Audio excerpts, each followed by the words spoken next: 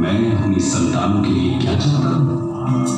मैं चाहता हूं उनका भला, उनकी खुशियां इस संसार में भी और इसके बाद वाले संसार में भी। समस्त मानव जाति के लिए यही कामना है। तुम शायद ये समझ नहीं सकते कि मेरी ये कामना किस हद तक है, और यदि तुम में से कुछ इसे समझ भी जाए तो भी तुम इस कामना की शिद्दत को पूरी तरह नहीं समझ सकते। मैं अहिंसा के उसी नाद का प्रतीक हूं जिसने इस ब्रह्मांड को एक सूत्र में बांध रखा है, जिसका होना इंसानियत का होना है। यही भाईचारे की सच्ची परिभाषा भी है। सम्राट अशोक की ऐतिहासिक कहानी प्रारंभ होती है उनके दादा चंद्रगुप्त मौर्य से। ईसा की चौथी शताब्दी का अंत एक बटी हुई राजनीतिक स्थिति के शुरुआत का समय था। देश, जन, विश्व, ग्राम, कुल और राज्यों में बटे हुए थे। अलग अलग प्रदेश, अलग अलग शासक, अलग अलग शासन व्यवस्था, अलग अलग कायदे कानून। समय आया ईसा पूर्व 321 का। 25 साल का नौजवान चंद्रगुप्त मौर्य। हालांकि राजा नंद के मुकाबले उसकी फौजी ताकत कम थी, लेकिन कौटल्य जैसे गुरु की कूटनीतिक चालें नंद की फौज पे भारी पड़ी।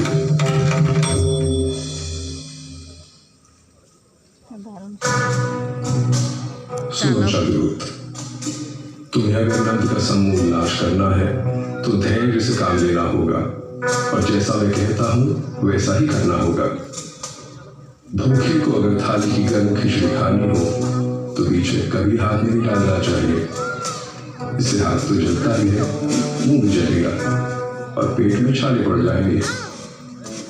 इसलिए चंद्रगुप्त, खिचड़ी को किनारे से खाते हुए बीच की ओर बढ़ो। इस तरह बिना खुद को आहत किए तुम आखिरी दाने तक को खा सकते हो। ठीक उसी प्रकार तुम्हें नंद के राज्य पर विजय प्राप्त करनी है। मेरे बताए मार्ग पे चलो। वो समय दूर नहीं जब सत्ता का केंद्र तुम्हारे हाथों में होगा। तुम अधिपति बनोगे। चंद्रगुप्त ने कौटल्य के बताए मार्ग पर चलना शुरू कर दिया।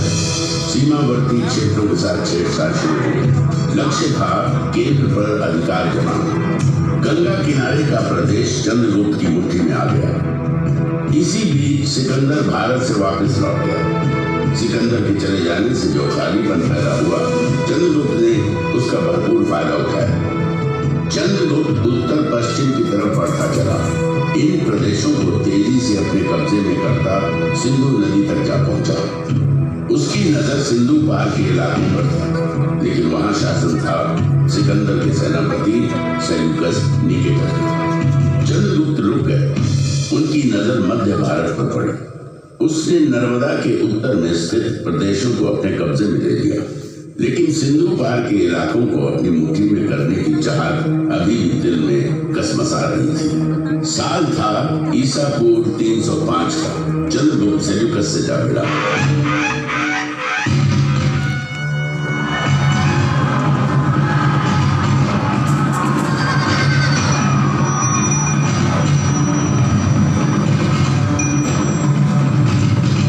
लंबी चली लड़ाई में जीत चंद्रगुप्त की नाम हुई और उसने सेल्यूकस को हरा सिंधु के बड़े भूभाग पर कब्जा जमा लिया। बंगाल से लेकर हिंदू कुश और हिमालय से लेकर नर्मदा तक के प्रदेश चंद्रगुप्त की छत्र छाया में आ गए। एक नए युग, नई व्यवस्था ने बीज से पौधे का रूप दे लिया। राज्य साम्राज्य में बदल गए और जन्म हुआ दुर्जय मौर्य साम्राज्य का। ऐसा कहते हैं कि अपने जीवन के अंतिम काल में चंद्रगुप्त मौर्य जैन सन्यासी बन गए। अपना साम्राज्य अपने पुत्र बिंदुसार को सौंप जैन मुनियों के साथ दक्षिण की ओर चले गए तथा जैन रीति के अनुसार अनाहार द्वारा अपने जीवन का त्याग कर दिया। चंद्रगुप्त के बाद बिंदुसार ने विशाल मौर्य साम्राज्य की बागडोर अपने हाथों में ले ली। चंद्रगुप्त के साम्राज्य विस्तार का सपना बिंदुसार का सपना बना। उसने दक्षिण पर आक्रमण कर मौर्य साम्राज्य का विस्तार सुदूर दक्षिण में मैसूर तक कर दिया। उसने बंगाल की खाड़ी और अरब सागर के बीच के समस्त प्रदेशों को जीतकर मौर्य साम्राज्य के अधीन कर लिया। भारत के विशाल भूभाग पर मौर्य के रथ की विजय पताका लहराते दौड़ने लगी। लगभग सारा उपमहाद्वीप मौर्यों के कब्जे में आ गया। सिर्फ एक क्षेत्र था जो अब भी उनकी पहुंच से बाहर था। वो था पूर्वी तट कलिंग। कलिंग आजाद अविजित था। उसने विजयी मौर्य रथों को अपनी सीमा में घुसने नहीं दिया था। कलिंग की सीमा पर अब भी कलिंग का ही ध्वज लहरा रहा था।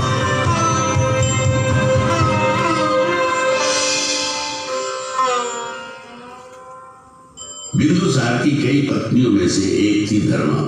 उसी के गर्भ से जन्म लिया बालक अशोक ने। अशोक के जन्म और उसके पराक्रम की भविष्यवाणी महात्मा बुद्ध ने पहले ही कर दी थी।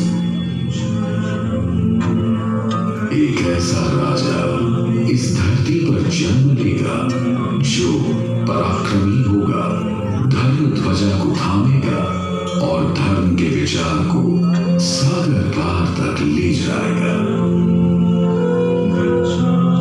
भविष्य अशोक की राह देख रहा था। अपने कई भाइयों में छोटा अशोक मेधावी था। गुरु की बताई बातों को फौरन समझ लेता। शस्त्र चलाने का खेल उसे खूब भाता था। दुश्मन के वार से किस तरह बचना है, शत्रु को कैसे अपनी तलवार के नोक के नीचे लाना है, ये कला उसने बचपन में ही सीख ली थी। शस्त्र कला के अभ्यास में वो अक्सर अपने बड़े भाई सुसीम को परास्त कर देता था।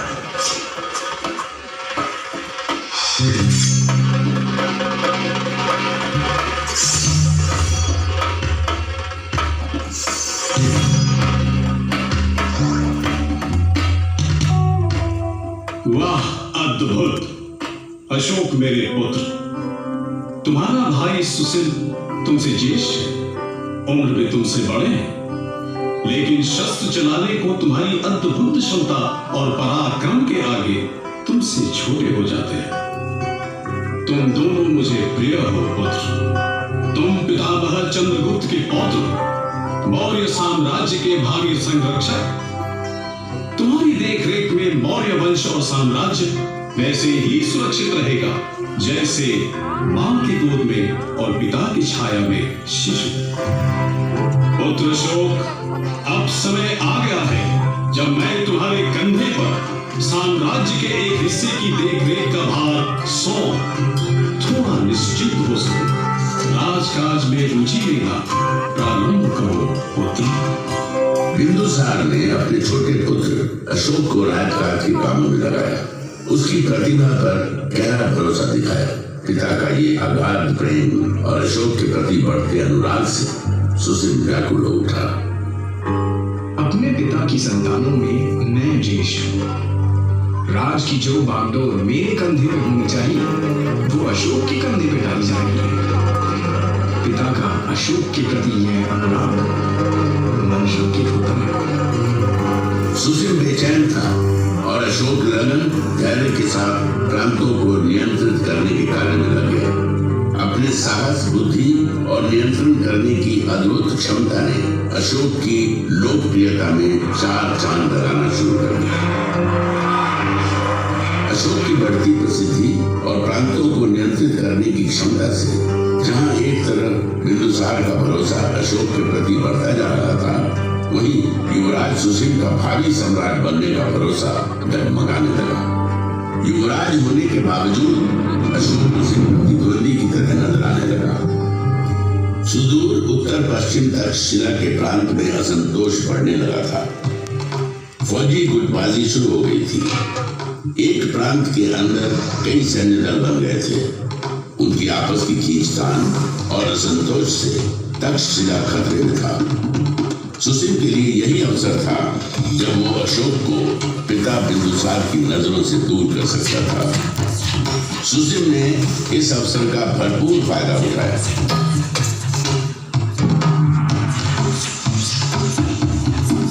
तक्षशिला में बढ़ती अशांति और असंतोष ने मौर्य साम्राज्य को संकट में डाल दिया। तक्षशिला की रियासतें आपस में शत्रुता पाली हुई है।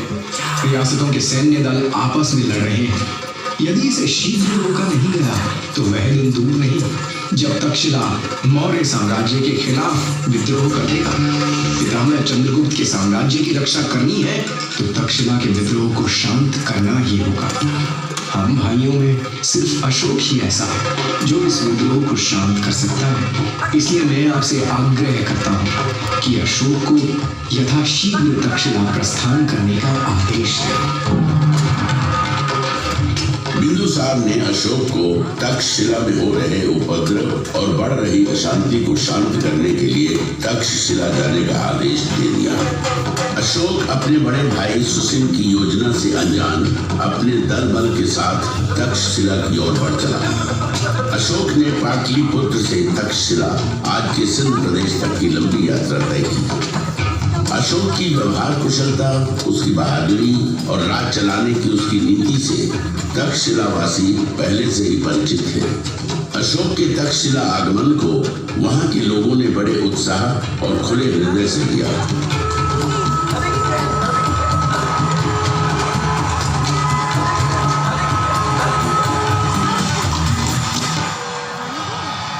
अशोक का जबरदस्त स्वागत किया गया। तक्षशिला की धरती पर न घोड़े दौड़ाए गए, न तलवार चली, न ही लहू बहा। अशोक के आगमन और उसकी व्यवहार कुशल राजनीति ने आपसी उपद्रव, मनमुटाव को बिना किसी युद्ध के शांत कर दिया।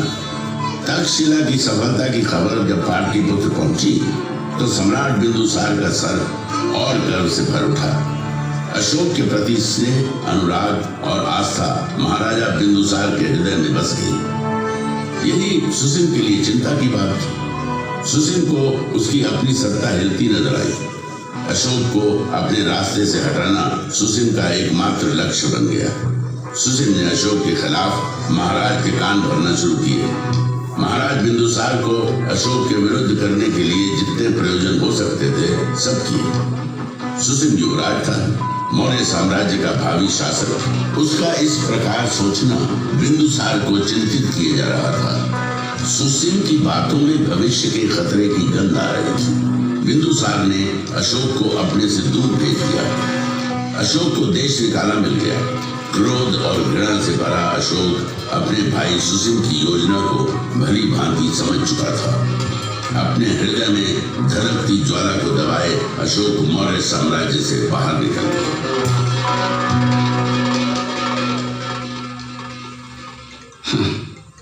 मौर्य साम्राज्य के महाराज जो मेरे पिताजी हैं, उनका संदेश आया है। पिता मुझे वापस लौट आने को कहते हैं।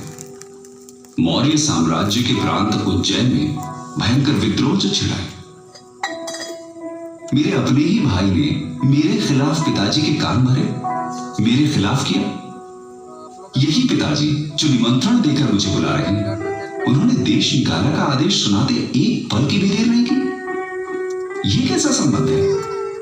क्या यह निमंत्रण सिर्फ इसलिए है कि मेरे भाइयों में विद्रोह को कुचलने का साहस नहीं? फिर तो युवराज सुसिम को कोई अधिकार नहीं कि वो मौर्य साम्राज्य की प्रजा पर राज करें। जो राजा अपनी प्रजा की भावनाओं, उनकी आवश्यकताओं को न समझता हो, उसे राज करने का अधिकार ही नहीं। एक बार फिर मेरा हृदय क्रोध और ग्लानि से भरा है। मैं चाहूंगा, उज्जैन अवश्य जाऊंगा। मौर्य साम्राज्य को मेरी जरूरत है।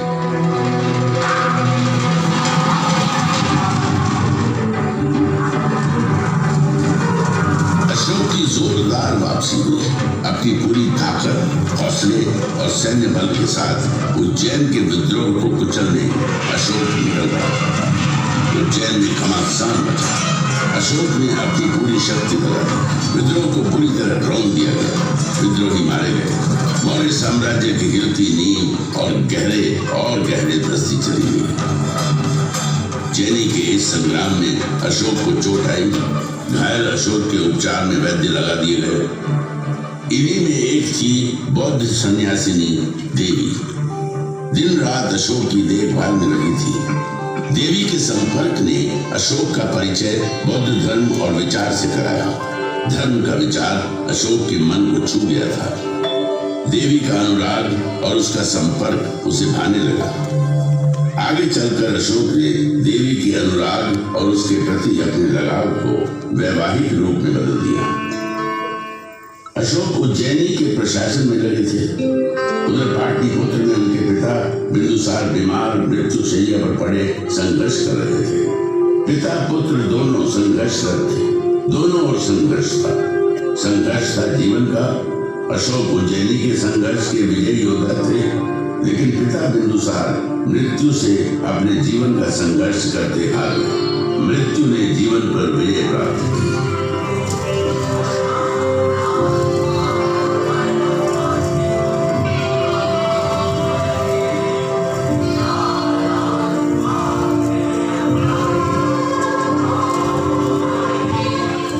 पिता से दूर पिता की मृत्यु के समाचार ने अशोक को पुनः नए संग्राम में ला खड़ा किया।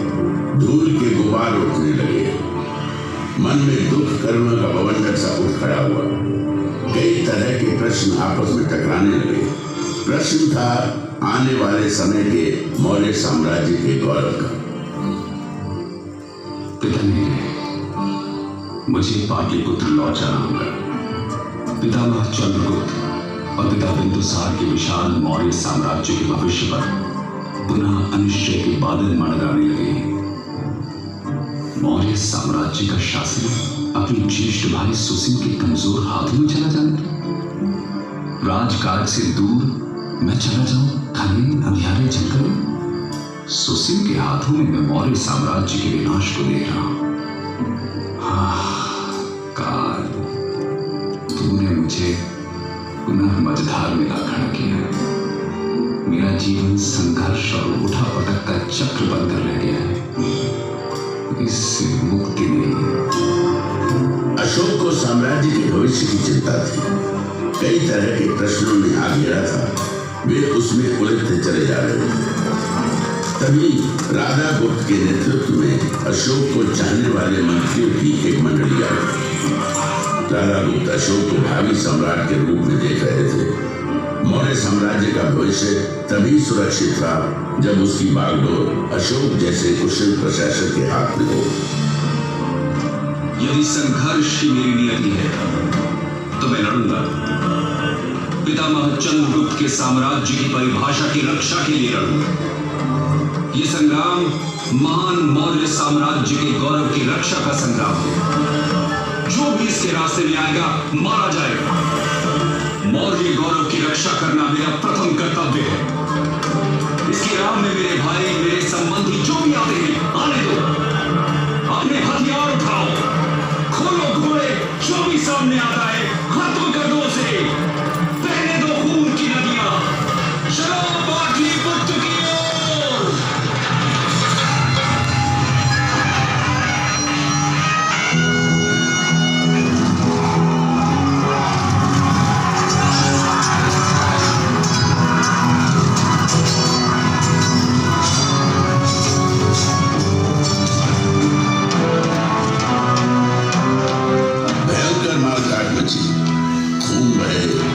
सामने आया, मारा गया।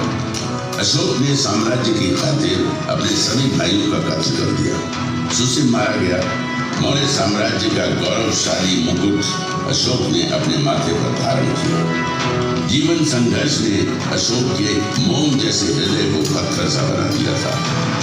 इस हृदय में दया नहीं थी। करुणा का कतरा कतरा सूख चुका था। पाटलिपुत्र की गद्दी पर बैठने के साथ ही अशोक ने साम्राज्य विस्तार के लिए एक के बाद एक कई लड़ाइयां लड़ी। युद्धों का ये सिलसिला लंबा चला, लेकिन एक प्रदेश अभी भी था जो अशोक की पहुंच से दूर था। वो प्रदेश था कलिंग प्रदेश। कलिंग अभी भी उसकी पहुंच से दूर था। कलिंग नरेश राजा अनंत चंद्रभान की जय। कलिंग नरेश राजा अनंत चंद्रभान की जय। कलिंग आजाद था, पराधीनता उसे स्वीकार न थी। उत्तर भारत के समस्त राज्य अशोक के कब्जे में आ गए थे। पूरब में बंगाल और दक्षिण में कृष्णा नदी तक उसका साम्राज्य फैल चुका था। कौटिल्य के अर्थशास्त्र के अनुसार अशोक की राजधानी पाटलिपुत्र उस समय दुनिया के सबसे बड़े नगरों में गिनी जाती थी। 5 करोड़ से अधिक आबादी का सम्राट अशोक दुनिया के सबसे ताकतवर सम्राट के रूप में जाना जाने लगा। विजय जिसके माथे पर लिखी थी, जो अविजित था। अजय सिर्फ कलिंग का प्रदेश था जो उसके विजेता होने को चुनौती दे रहा था। कलिंग का इलाका जहां एक ओर स्थल मार्ग से जुड़ा था, वहीं दूसरी ओर सामुद्रिक मार्ग से भी। इसलिए राजनीतिक और सामरिक दृष्टि से वो महत्वपूर्ण बना हुआ था। दूरदर्शी अशोक दक्षिण भारत पर अपनी बेहतर पकड़ बनाने के लिए कलिंग को अपने अधिकार में करने के महत्व को भली भांति समझ रहे थे। मौर्य साम्राज्य को अभेद्य बनाना है तो समुद्री मार्ग को अपने कब्जे में करना होगा। सामुद्रिक मार्ग भविष्य में आफत डाल सकता है। कलिंग, हाँ, कलिंग को कब्जे में करना होगा। कलिंग विजय भूमार्ग और जलमार्ग दोनों पर विजय लेकर आएगी। अशोक ने कलिंग के विरुद्ध युद्ध की घोषणा कर दी। अशोक के अश्वारोहियों और पैदल सैन्य बलों ने कलिंग को घेर लिया। जबरदस्त किलेबंदी की गई। देश के बाकी हिस्सों से कलिंग का संपर्क टूट गया। अशोक को लगा कि कलिंग जल्द ही घुटने टेक देगा, लेकिन कलिंगवासी स्वाभिमानी थे, स्वतंत्र विचारों के, स्वतंत्रता प्रिय थे। आजादी प्राणों से अधिक प्रिय थी। भयंकर मारकाट मची।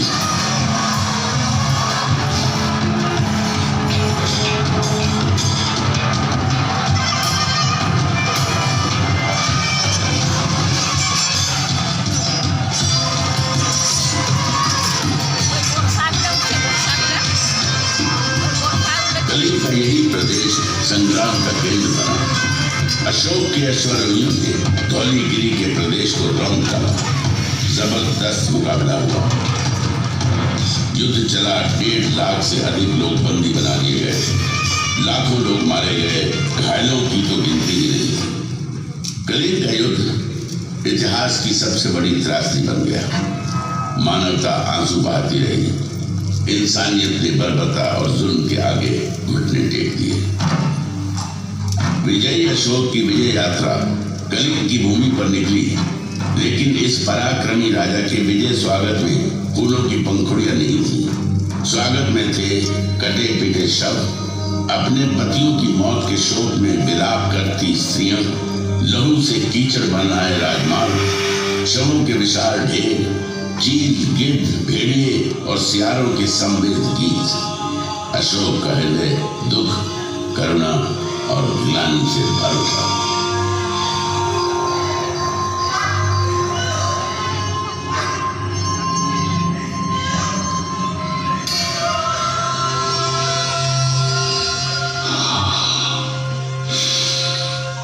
ये मैंने क्या कर दिया?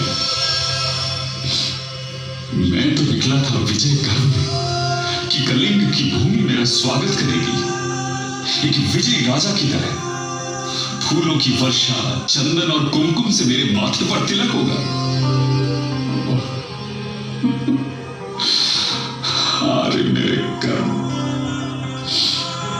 मेरे मस्तक पर तिलक की जगह रक्त रंजित कीचड़ पुता। मेरे स्वागत को पीछे मुर्दा शरीर, कटे हुए मानव अंगों के ढेर, सियार और भेड़िए गा रहे हैं विजय गीत। वातावरण में सिर्फ दुर्गंध, मुर्दा शवों की दुर्गंध। क्या यही है मेरी यशभूमि? यही है मेरा पराक्रम? यदि विजय है ये, तो पराजय क्या? ये विजय है या पराजय? न्याय है या अन्याय? ये वीरता है या कायरता? क्या निरपराध बच्चों और स्त्रियों की हत्या ही वीरता है?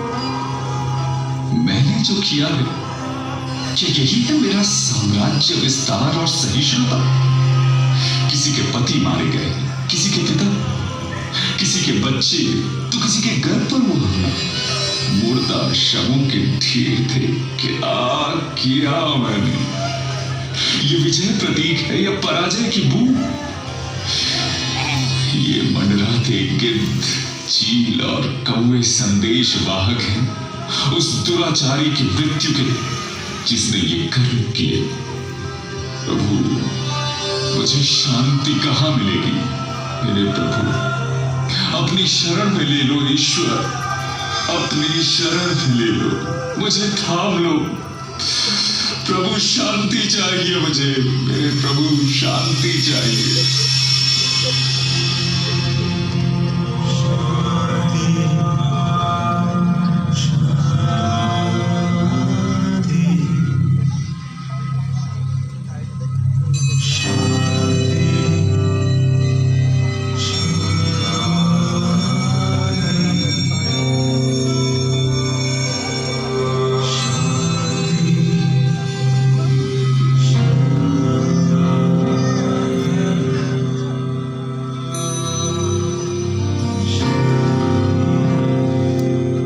संत उपगुप्त और मंजूश्री ने अशांत व्यथित शोकाकुल अशोक के माथे पर स्नेह का हाथ रखा, उसकी उंगली थामी और हिंसा के मार्ग से अहिंसा के मार्ग पर लेकर चलते चले गए। उसने हिंसा का त्याग कर अहिंसा को अपना धर्म बना लिया। अशोक बुद्ध के मार्ग पर चल निकले और कहे गए देवन प्रिय, देवताओं के प्रिय, प्रिय दासी। कलिंग, जहां अशोक ने युद्ध लड़ा, उसके हृदय का सबसे प्रिय प्रदेश बन गया। धौली की जो दया नदी रक्त से लाल हो गई थी, उसी दया नदी के तट पर बसे धौलीगिरी में अशोक ने कई चैत्य और स्तूप बनवाए, शांति संदेशों के स्तंभ खड़े करवा दिए। कलिंग के ये शिलालेख मानवीय समाज, न्याय और आदर्श की बात करते हैं। अशोक ने धम्म के विचार को अंगीकार किया। अहिंसा ही उसका मार्ग था। इंसान ही नहीं, पशुओं, जीव जंतुओं की हिंसा पर भी रोक लगा दी गई। शाकाहार का विचार दिया। जाति पाति के भेद खत्म कर दिए गए। लोक कल्याण और जनहित उसके शासन के मंत्र बन गए। सड़कों पर मैंने बड़ वृक्ष लगवाए हैं जो पशुओं और मनुष्यों को छाया देंगे। प्रत्येक 9 मील की दूरी पर मैंने आम के बागीचे लगवाए और कुएं खुदवाए हैं। विश्राम गृह बनवाए हैं, कई पिलाऊ बनवाए हैं। मैंने ये सब इसलिए किया है कि मेरी प्रजा धर्म के अनुसार आचरण करे। धर्म की नीति को लागू करने के लिए उसने धर्माधिकारी नियुक्त किए और धर्म के विस्तार के लिए कई शांति संदेशकों को देश विदेश के विभिन्न हिस्सों में भेजा।